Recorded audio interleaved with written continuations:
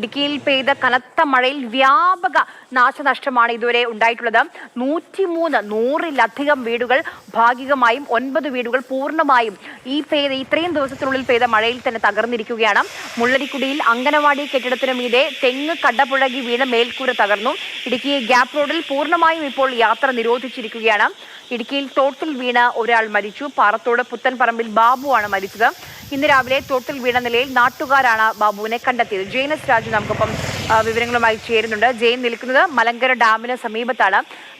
ജെയിൻ, നിലവിൽ ഡാമിന്റെ ഒക്കെ ഒരു സാഹചര്യം എന്താണ്? പ്രദേശത്ത് ഇപ്പോഴും നല്ല മഴയാണോ? ആര്യ, ലോ റേഞ്ചിൽ മഴ കുറവാണ്, പക്ഷേ ഹൈ റേഞ്ചിൽ ശക്തമായ മഴ ലഭിക്കുന്നുണ്ട് എന്നുള്ളതാണ് വിവരം. ഇപ്പോൾ എൻ്റെ പിന്നിൽ കാണുന്ന മലങ്കര ഡാം രാവിലെ അതിൻ്റെ 4, 5, 6 ഷട്ടറുകൾ അത് താഴ്ത്തിയിരുന്നു. കാരണം ഇവിടെ നിന്ന് വെള്ളം ഒഴുകിപ്പോകുന്നത് മൂവാറ്റുപുഴ ആറിലേക്കാണ്. മൂവാറ്റുപുഴയിൽ ജലനിരപ്പ് പ്രളയ ലെവലിൻ്റെ അല്ലെങ്കിൽ വാണിംഗ് ലെവലിൻ്റെ മുകളിലേക്ക് എത്തിയിരുന്നു. അതിനെ തുടർന്നാണ് മലങ്കര ഡാമിൻ്റെ ഷട്ടറുകൾ അടച്ച് പുഴയിലെ ജലനിരപ്പ് ക്രമീകരിച്ചത്.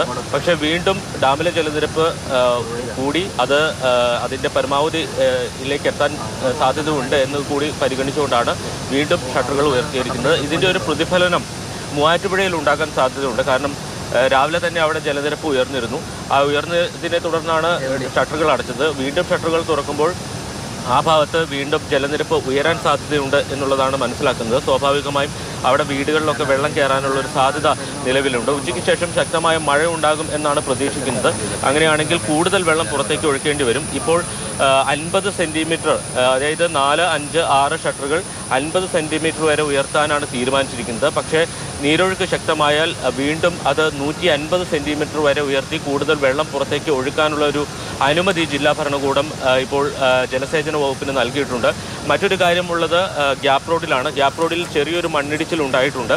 അതോടൊപ്പം തന്നെ ജില്ലാ കളക്ടർ ഇതുവഴിയുള്ള ഗതാഗതം പൂർണ്ണമായും നിരോധിച്ചിരിക്കുകയാണ്. കാരണം വൈകുന്നേരമൊക്കെ മഴ കൂടുതൽ ശക്തിയാകാൻ സാധ്യതയുണ്ട്. അങ്ങനെയാണെങ്കിൽ വീണ്ടും അവിടെ മണ്ണിടിയാൻ സാധ്യതയുണ്ട്. അതുകൂടി പരിഗണിച്ചുകൊണ്ടാണ് അതുവഴിയുള്ള ഗതാഗതം പൂർണ്ണമായും നിരോധിച്ചിരിക്കുന്നത്.